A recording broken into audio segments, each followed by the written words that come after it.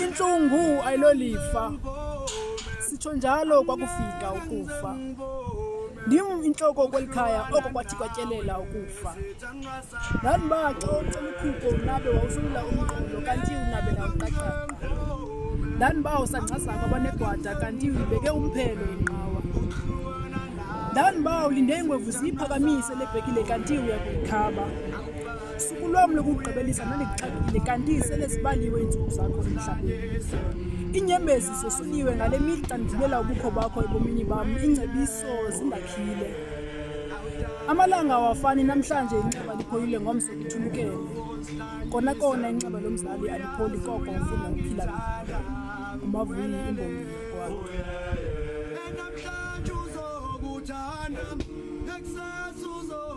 I was kissed by destiny at bed and cast by faith on earth. My fellow Machap were given roses to smell. I was given crosses to carry. I am a moving 45-year-old, a hunter by instinct, protector, provider, and not a breaker. I am the strength of those who are weak. Fear divorced me.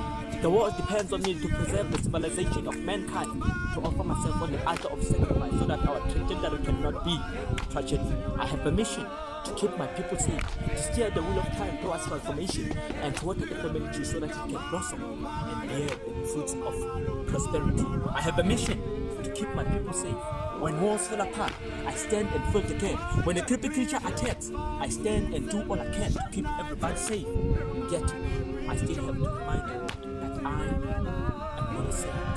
My utterances are not, never, an information statement.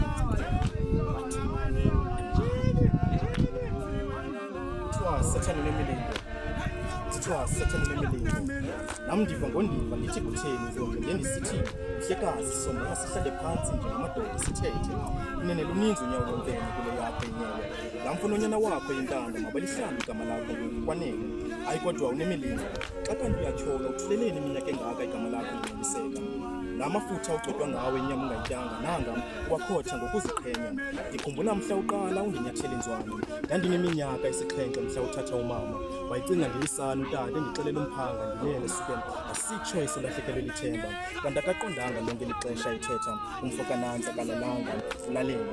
Akhange wonele. Walandela ngomkhulu wakatata sisakhwanqiseke yileyo. Wabuya usithi ulibele izibazane elizana utata. Inoba wawucinga umzi kabawo ugqibile. Iqenqelekile iminyaka ndiba mna nawe sohlukene kulwam usapho uthathe wonela. Ndathi ndisapholisa loo manxeba suke wadiba umthombo wam wamava nobulumko mhla uthatha utata ozala umama. Ndandiba kuyagwetha intliziyo isopha ingeni ibethela ukuma. Inene sathana unamilingo unezingo. Ndikhumbula nyaka wumbi kukubi ndilele kwelokufa ukhubo. Ndinamazwi athi magcina noko kwanele madumba ndihlangabezeni ndiyenza. Yayingathi ndibinzwe ngomkhonto entliziyweni. Ndimanxeba-nxeba kukuhlinzwa kwenkomo ngabakhuluwa ndibajongile. Obo busuku soze bukhwebuleke kwezam ingcinga. Osiyazi xa ndibabuza ngelilishwa bathi akumele ndisadla amazimba ngalo mzuzu. Mandithethe inyani isinde njani izihlandlo ezingaka ndibaleka ukufa. Ndingalibala njani usuba umphefumlo sasengobuso ezweni. Yayingathi kubaliswa intsomi mhla kusithwa buwanezilo uyibekile inqawa. Amata uvuma njani ngemveku wakuba usibizele kuwe. Wayiqwela ngothatha utata. Ndimdinga kwezi ntsunguzi zalo mhlaba. Kwindibano yethu yokugqibela khange ndiqaphele ukuba laa mfo uyayolela. Ndathi ndakumombathisa ingubo yakhe ayithanda kunene. Engqengqe ekhukweni wabuza mbuzo wumbi owandishiya ndixakanisekile. Ingaba le yingubo yam endihamba nayo na? Ukuba ndandazile leyo incoko yethu yokugqibela endingazange ndithi sakubonana emva kwemini mntakwethu. Inene sathana unemilingo. Uyidekile itafile phambi kolwam utshaba. Wandenza idini undijongisa mbambo zone zomhlaba.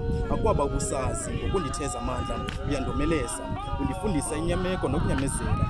Amanyukunyezi kampilo singabahambi nje nalapha sihambele. Soyiqhuba ngomhlozayo